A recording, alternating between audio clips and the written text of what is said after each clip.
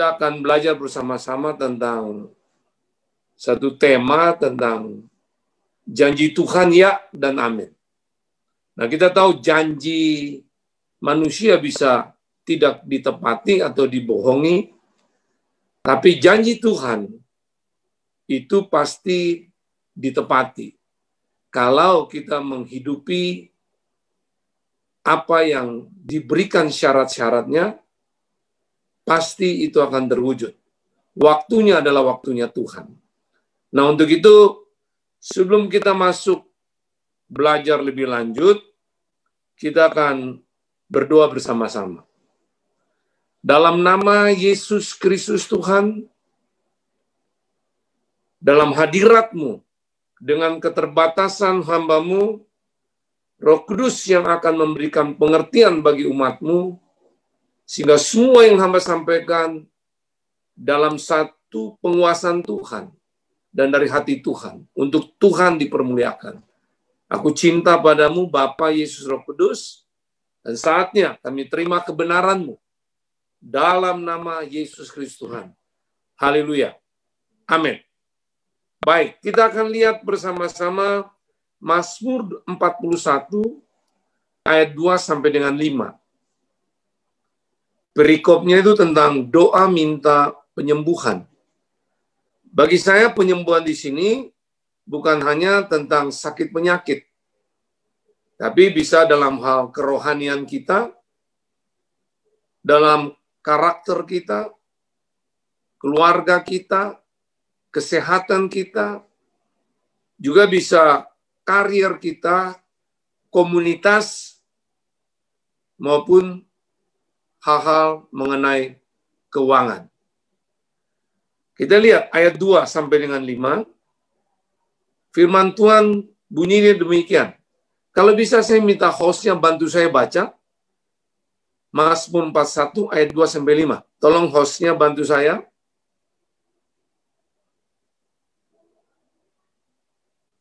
Ayat 2 sampai dengan 5. Mazmur 41.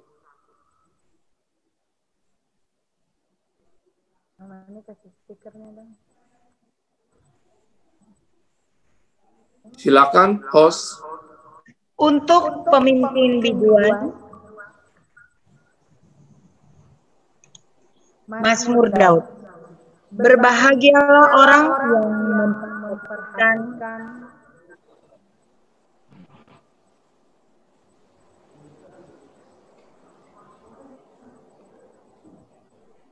untuk pemimpin biduan, Mazmur Daud.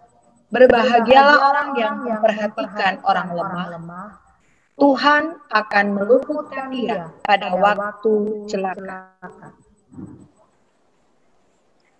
Tuhan akan melindungi dia dan memelihara nyawanya, sehingga ia disebut berbahagia di bumi.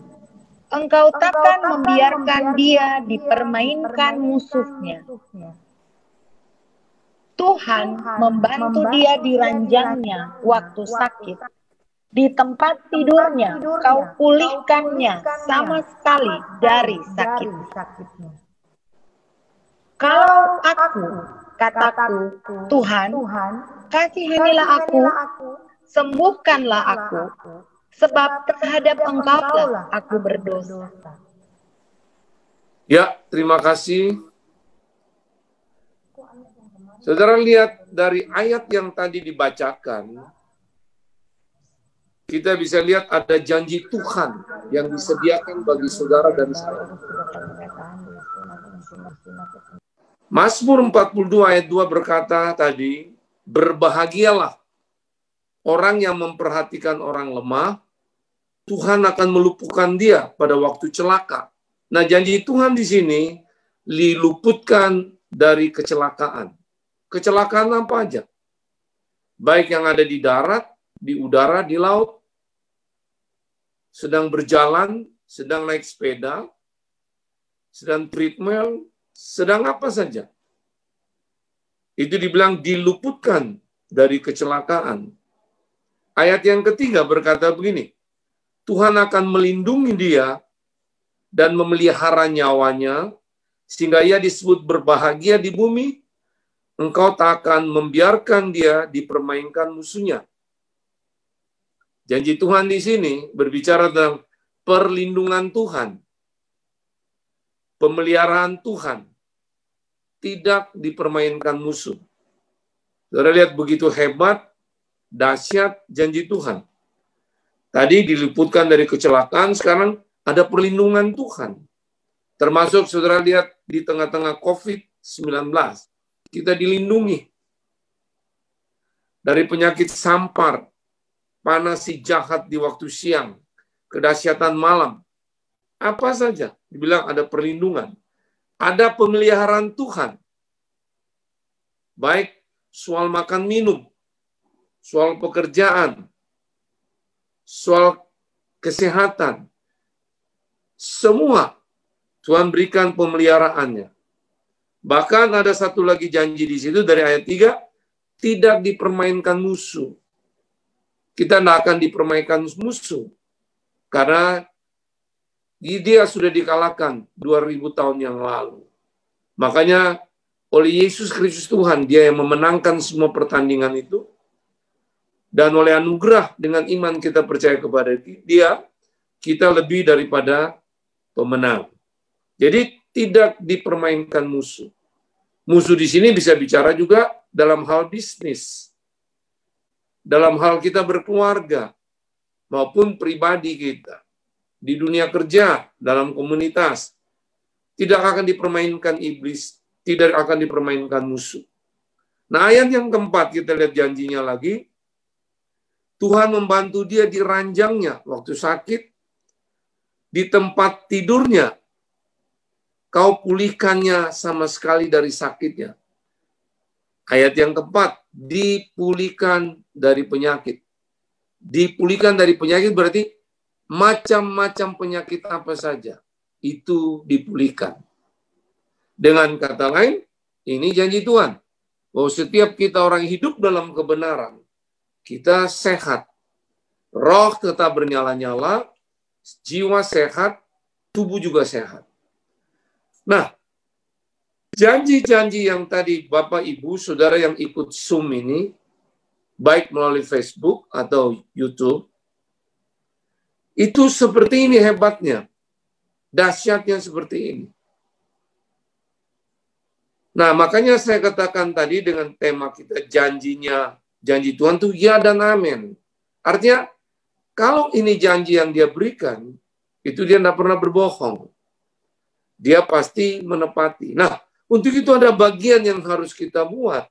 Ya. Karena kita perlu mengerti, Tuhan itu bergerak di areal supranatural. Saudara dan saya bergerak di areal natural. Nah, areal natural malam ini yang kita belajar, apa kata firman, kita mau hidupi. Baru kita lihat yang bergerak di area supranatural itu Tuhan. Nah, kita akan mengalami penggenapan janji itu. Jadi, soal kapan saudara jangan pusing, yang penting saudara mau berlatih. Dengan apa yang firman katakan, saudara mau berlatih untuk hidup. Nah, untuk itu kita tahu memang kasih Tuhan itu tidak bersyarat. Dia mengasihi saudara dan saya bukan karena berbuat baik. Selagi kita berbuat dosa, dia pun mengasihi kita. Supaya kita berbalik untuk masuk di dalam perjanjiannya. Untuk kita menikmati kegenapan janji itu. Tapi bicara janjinya, harus ada syarat. Nah, syaratnya itu adalah kita harus memiliki hati yang siap menerima janji Tuhan. Saya katakan lagi, hati yang siap menerima janji Tuhan. Hati yang siap menerima janji Tuhan yang bagaimana? Nah, untuk itulah kita belajar malam ini. Nah, bicara hati itu begini. Kalau hari ini saudara dengar firman, pasti pertama saudara akan mengolah di dalam pikiran sadar. Waktu saudara mengolah dalam pikiran sadar, saudara harus ambil keputusan melakukan itu. Firman yang saudara sudah dengar. Itu saudara terima dengan pikiran sadar. Saudara ambil keputusan untuk hidupi. Waktu saudara hidupi itu, berlatih terus-menerus menjadi satu gaya hidup, dia akan masuk di pikiran bawah sadar. di bawah pikiran bawah sadar itulah berarti sudah terukir di hati saudara. Itulah hati yang siap untuk menerima janji Tuhan. Nah, yang bagaimana? Kita lihat ayat yang kelima. Ya. Dibilang begini. Mazmur 41 ayat 2 dan 5 berkata begini. Berbahagialah orang yang memperhatikan orang lemah, Tuhan akan meluputkan dia pada waktu celaka. Ayat yang kelima. Kalau aku kataku, Tuhan, kasihanilah aku, sembuhkanlah aku, sebab terhadap Engkaulah aku berdosa. Kata berbahagialah di sini, itulah upah.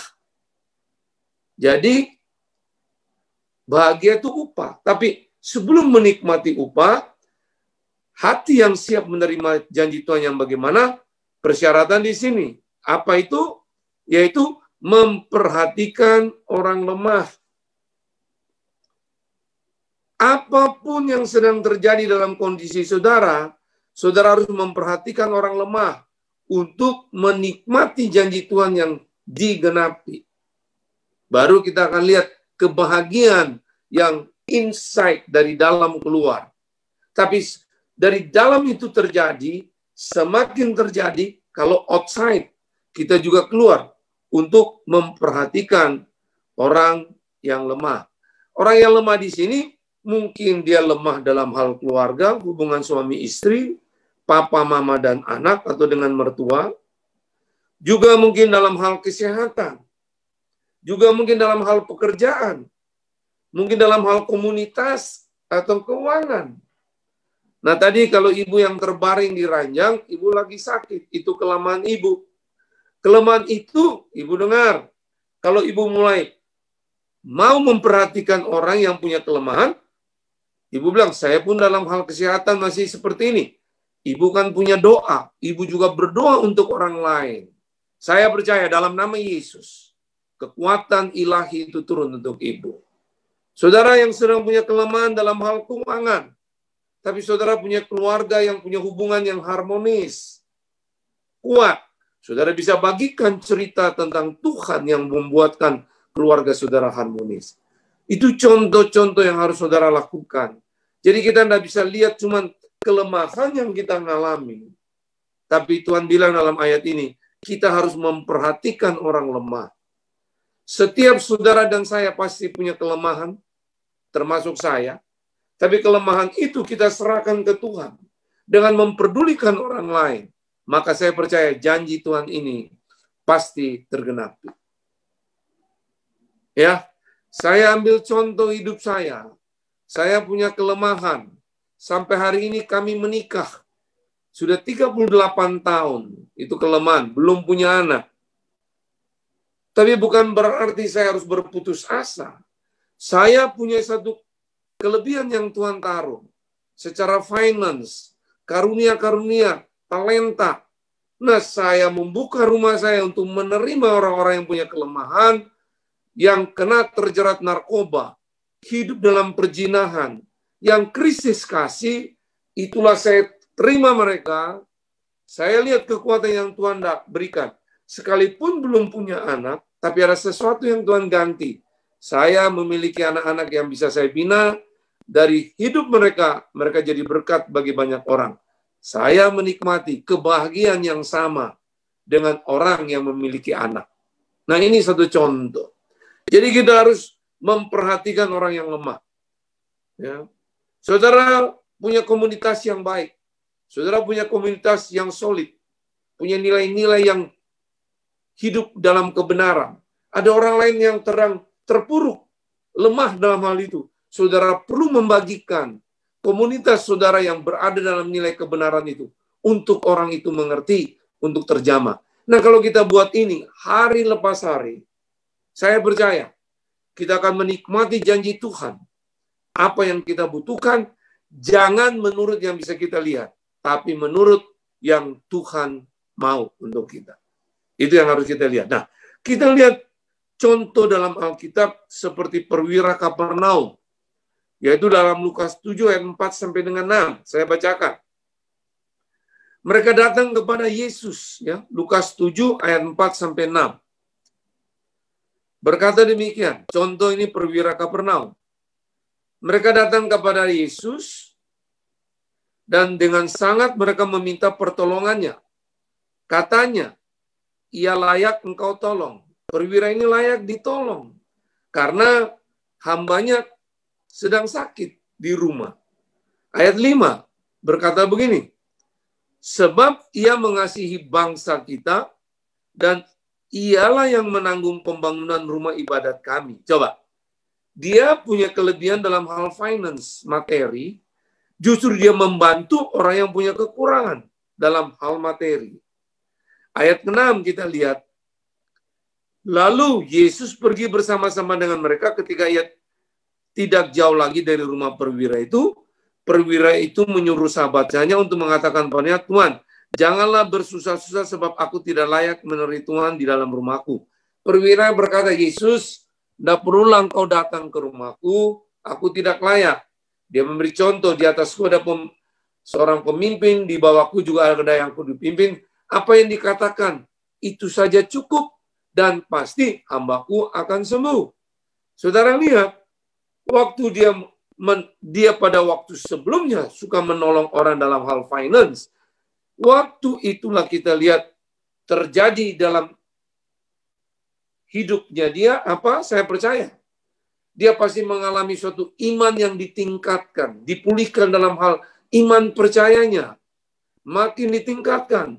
Bukan hanya itu, dipulihkan dari penyakit, mengalami kesembuhan, yaitu hambanya. Dia pun saya percaya, kesembuhan mungkin di dalam hal keraguan, apa saja, pasti juga perwira ini mengalami. Ini contoh, kita lihat bagaimana dia memperdulikan orang lain yang lemah dalam hal apa, dia menolong.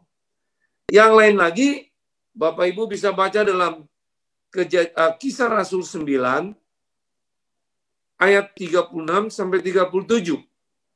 Yaitu contoh Tabita atau Dorcas. Kisah Rasul 9 ayat 36, 37 dan 39, 40. Saya bacakan. Ayat 36. Berkata begini. Di Yope ada seorang murid perempuan bernama Tabita. Dalam bahasa di Yunani, Dorcas. Perempuan itu banyak sekali berbuat baik dan memberi sedekah. Saudara lihat, semasih hidup dia banyak berbuat baik dan memberi sedekah. Tadi pada waktu itu ia sakit lalu meninggal. Dan setelah dimandikan, mayatnya diberangringkan di ruang atas. Nanti saudara baca seluruh perikop itu, tapi saya ambil beberapa ayat aja. Petrus waktu itu sedang dalam pelayanan. Ayat 39. Maka berkemaslah Petrus dan berangkat bersama-sama dengan mereka.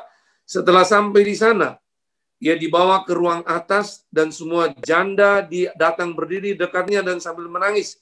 Mereka menunjukkan kepadanya semua baju dan pakaian yang dibuat Dorcas waktu ia masih hidup. Coba, semasa hidup, dia berbuat baik kepada janda-janda ini. Maka janda-janda ini datang, menceritakan, menunjukkan kepada Petrus bahwa baju dan pakaian yang dibuat Dorcas waktu ia masih hidup. Apa yang terjadi ayat 40? Kita lihat, Petrus mulai bergerak dengan kuasa Tuhan. Tetapi Petrus menyuruh mereka semua keluar. Lalu ia berlutut dan berdoa. Kemudian ia berpaling ke mayat itu. Dan berkata, Tabita, bangkitlah. Lalu Tabita membuka matanya. Dan ketika melihat Petrus, ia bangun. Lalu duduk. Saudara lihat, mengalami mujizat Tuhan. Ini contoh-contoh dalam Alkitab. Dan banyak hal saudara dengar. Bagaimana kesaksian-kesaksian tentang bagaimana janji Tuhan itu ya dan amin dalam mujizat dan keajaiban. Ya, dalam hidup saya tadi saya sudah bagikan sedikit. Nah, masih banyak lagi. Ya, tapi di sini kita lihat untuk menerima janji itu. Kita harus memperhatikan orang lemah. Saudara tidak bisa bilang, saya tidak punya apa-apa. Setiap kita pasti punya. Ingat, setiap kita pasti punya. Mungkin dalam satu sisi saudara tidak punya, tapi yang lain pasti saudara punya. Ya, saya tidak pernah tahu siapa papa mama saya. Krisis kasih. Tapi saya punya firman ketemu Tuhan, mengalami Tuhan. Dialah Bapa dan Ibu saya. Begitu saya mengalami, itulah yang saya bagikan kepada orang-orang yang butuh pertolongan, mujizat, kesembuhan, atau hal-hal yang lain. Dan mereka pasti mengalami zaman Tuhan. Saya pun mengalami kegenapan janji Tuhan. Semakin hari pasti ditambah-tambahkan untuk nama Tuhan dipermuliakan.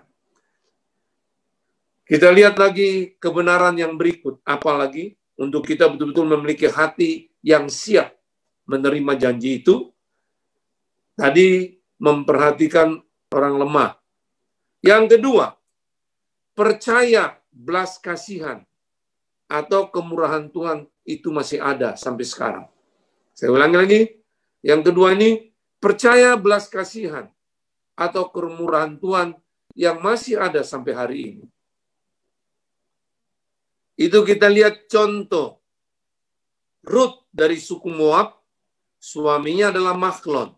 Itu dari Rut pasal 2 ayat 2 kita lihat. Satu ayat saja. Rut pasal 2 ayat 2 berkata demikian. Maka Rut, perempuan Moab itu berkata kepada Naomi, biarkanlah aku pergi ke ladang memungut bulir-bulir jelai di belakang orang yang murah hati. Perhatikan kata, di belakang orang yang murah hati kepadaku. Dan saud Naomi kepadanya, pergilah anakku. Sedikit cerita, Rut ini lahir dari suku Moab yang tidak dianggap oleh orang Yahudi. Karena hasil hubungan seks antara orang tua dan anak, lahirlah suku Moab, itu Rut. Tapi Rut menikah dengan anak daripada Naomi, adalah dari Israel, dengan Mahlon. Waktu Mahlon meninggal, Naomi sudah tidak lagi punya anak dan suami. Rut disuruh kembali pulang ke keluarganya. Tapi Rut tidak mau, dia tetap mengikuti Naomi. Karena dia berkata, Allahmu, Allahku, di mana tempat kau berada, di situ aku berada. Ya. Akhirnya dengan singkat cerita, Rut mengikuti Naomi ke Bethlehem. Saudara, tidak mudah. Seorang suku Moab, sekalipun dia sudah bertobat, dia terima Tuhan, tapi untuk berbalik ke bangsa yang menolak dia, yang bisa saja mereka mereka-reka menganggap dialah yang membuat keluarga Naomi hidup sengsara seperti itu. Tapi dia tidak peduli itu. Ya, kalau saudara baca Rut itu semua pasal, apa yang terjadi? Dia bilang, di belakang orang yang murah hati kepadaku, dia percaya dia akan bisa dapat makan, bahkan lebih lagi. Nah, di sini kita tahu orang yang bermurah hati di sini adalah Boas. Boas sengaja menyuruh pegawai-pegawainya membuang jelai-jelai itu lebih banyak untuk Rut bisa memungut, bukan hanya untuk dia makan sehari, tapi ada kelimpahan dengan Naomi. Dari sini kita belajar, Boas itu gambaran daripada Yesus Kristus Tuhan. Dari Boas akhirnya Rut, dia bisa menikah dengan Boas.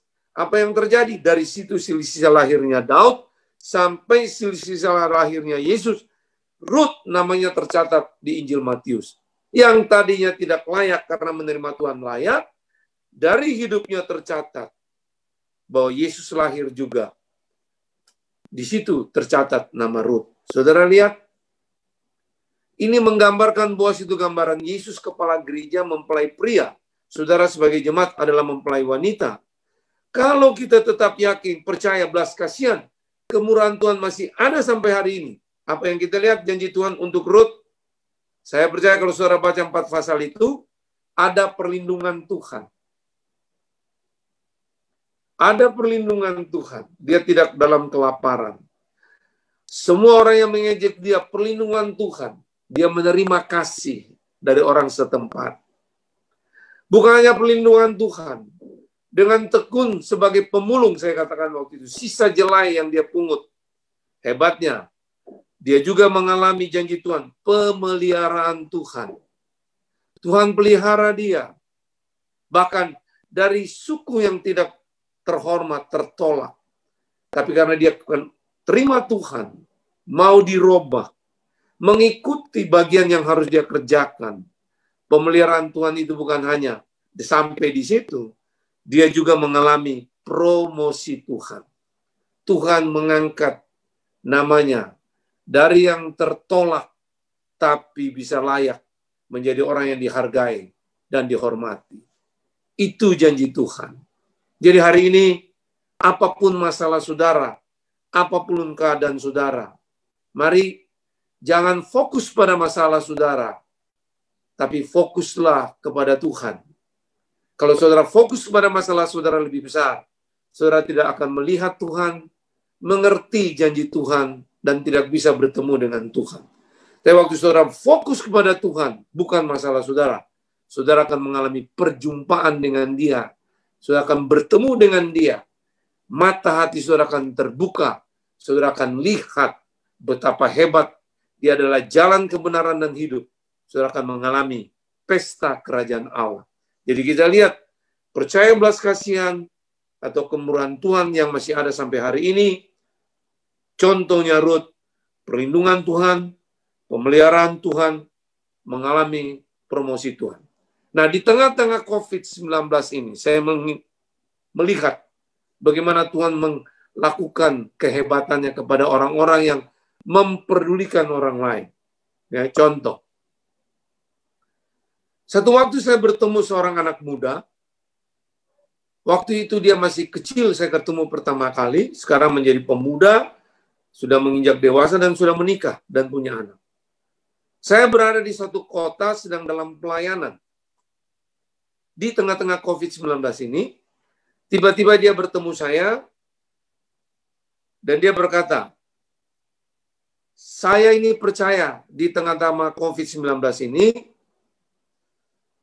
pasti ada kemurahan Tuhan, dia bilang.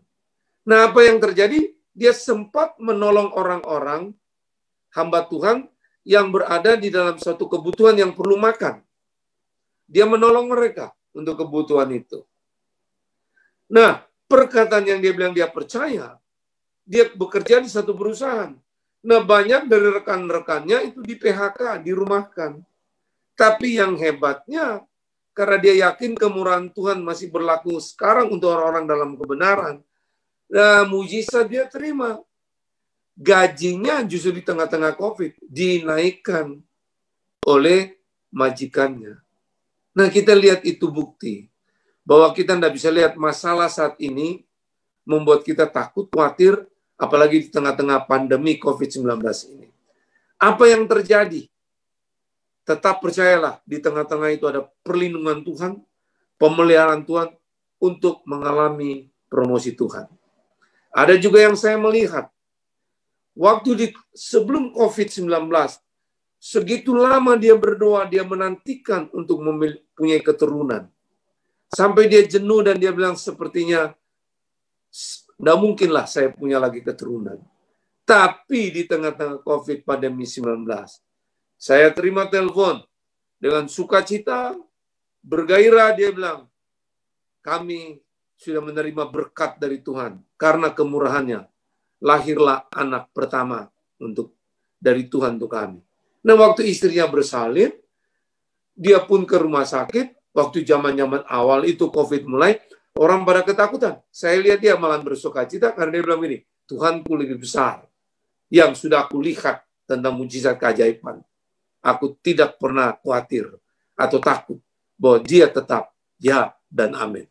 Nah, ini kita lihat contoh-contoh yang terjadi, perlindungan Tuhan, pemeliharaan Tuhan, mengalami promosi Tuhan. Ada lagi di dalam dunia pemerintah.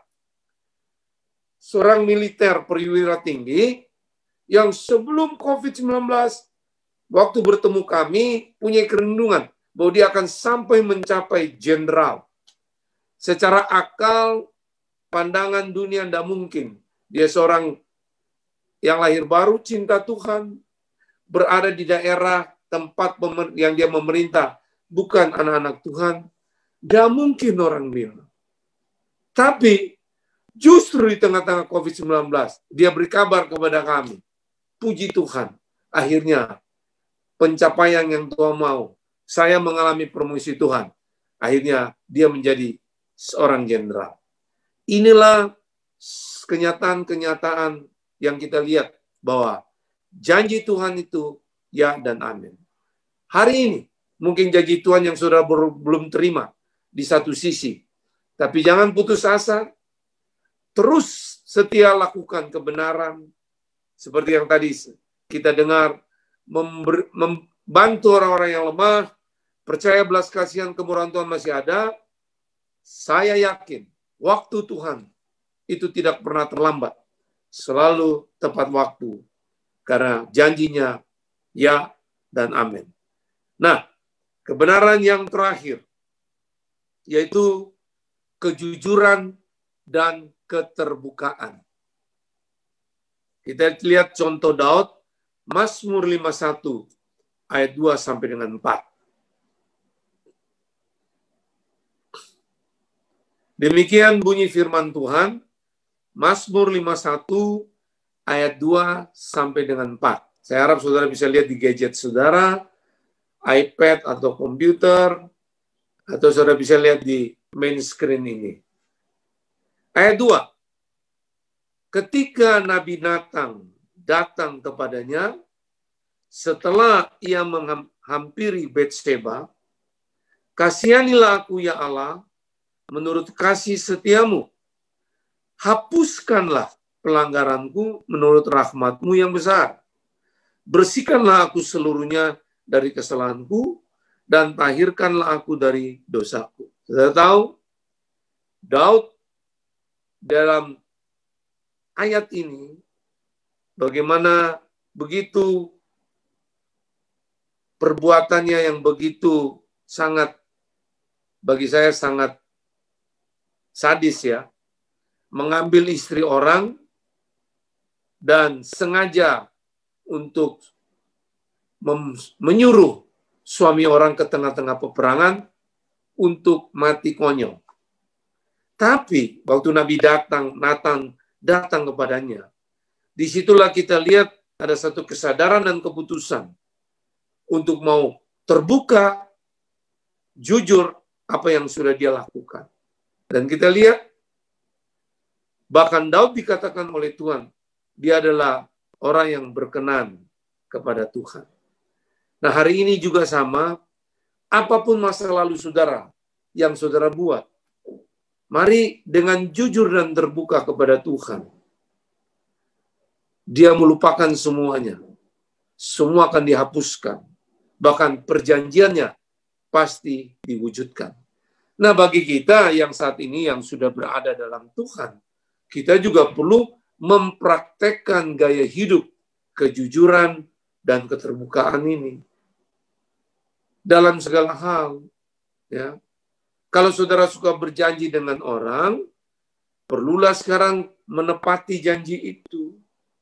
Kalau saudara memang tidak bisa melakukan sesuatu yang bukan bagian saudara, terbuka dan jujurlah katakan itu.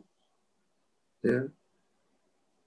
Itu yang perlu kita latih terus, hal-hal ini, kejujuran dan keterbukaan. Apa akibatnya orang kalau jujur dan memiliki keterbukaan? Daud mengalami itu, tidak dipermainkan musuh. Ya, dia tidak dipermainkan musuh waktu menghadapi Goliat. Kita lihat, dia tidak punya ilmu dalam strategi militer peperangan. Dia tidak tahu dunia militer. Tugasnya membawa rantangan untuk kakak-kakaknya. Tapi kita lihat, bersama Tuhan, janji Tuhan melalui dia, Goliat dijungkir balikan. Nah, Goliat apa yang saudara sedang hadapi hari ini? Goliat model apa saja yang sedang menghantui saudara? Saudara ingat, kejujuran dan keterbukaan membuat saudara menikmati janji Tuhan. Saudara tidak akan dipermainkan musuh itu. Karena Yesus sudah mengalahkan semua musuh kita 2000 tahun yang lalu. Hari ini kita tinggal bergaya hidup dalam jujur, kejujuran dan keterbukaan. Maka kita akan lihat justru kita mendemonstrasikan kuasa Tuhan melalui kita. Membuktikan bahwa kita tidak bisa lagi dipermainkan musuh. Justru kita yang menguasai musuh-musuh itu, termasuk setan apapun, kita menguasai mereka, karena kita adalah bilangan yang lebih daripada pemenang. Bilangan yang lebih daripada pemenang, itu akan terwujud janji itu, kalau kita mau hidup selalu dalam kejujuran dan keterbukaan. Bukan hanya tidak dipermainkan musuh, diluputkan dari kecelakaan. Daud diluputkan dari kecelakaan. Saul yang berniat untuk membunuh dia tidak pernah bisa terjadi. Tapi kita lihat, justru dia punya kesempatan untuk membuat bunuh Saul, tapi tidak melakukan itu. Karena dia tetap melekat dengan Tuhan. Dia lebih baik percaya bahwa Saul pun tetap orang yang mantan diurapi. Ini punya Tuhan. Karena itu adalah tubuh Tuhan juga. Bukan haknya Daud untuk mengambil alih dengan cara sendiri. Justru di situ kita lihat, saya percaya karena dia jujur terhadap diri sendiri, bahwa dia hidup itu juga karena kemurahan Tuhan. Dia juga terbuka, siapa dirinya dia, juga punya kelemahan. Tapi ada belas kasihan, ada kemurahan Tuhan yang berlaku untuk dia. Nah, ini juga untuk kita. Mari bahwa janganlah kita selalu melihat kepada kekurangan orang lain atau kelemahan orang lain, permasalahan orang lain, untuk kita jadikan bahan cerita, menghakimi mereka. Tapi mari kita jujur terbuka dengan diri kita. Setiap kita punya kelemahan, kita perlu jujur dan terbuka. Justru itulah Tuhan terima. Janjinya digenapi bahwa kita akan bukan hanya tidak dipermainkan musuh, kita diluputkan dari kecelakaan, tapi juga kita menikmati satu kekuatan yang luar biasa.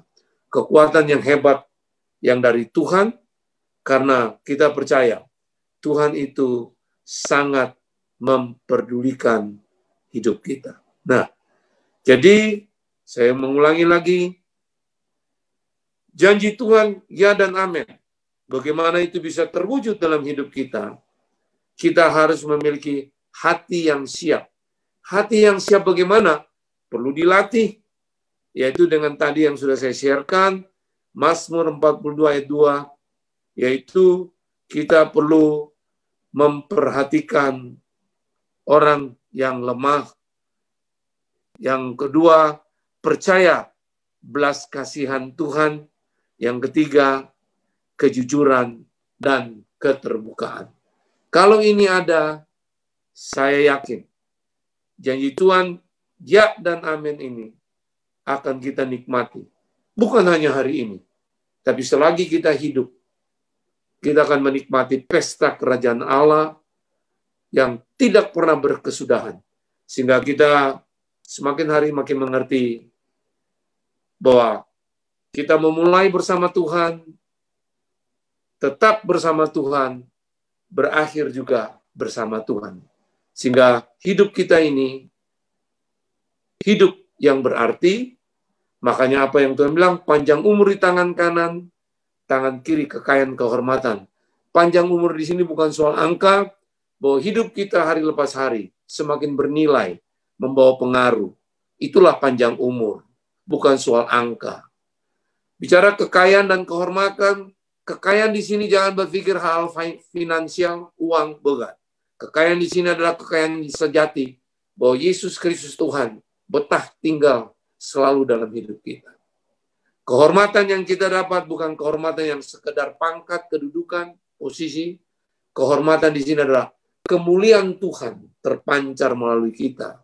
Kita bisa menikmati. Sehingga di mana-mana kita lihat, orang bertemu Tuhan, mengalami Tuhan melalui hidup saudara dan saya. Baik, puji Tuhan, selamat berlatih bersama dengan Roh Kudus. Tidak ada yang mustahil. Tuhan Yesus memberkati. Haleluya. Amin.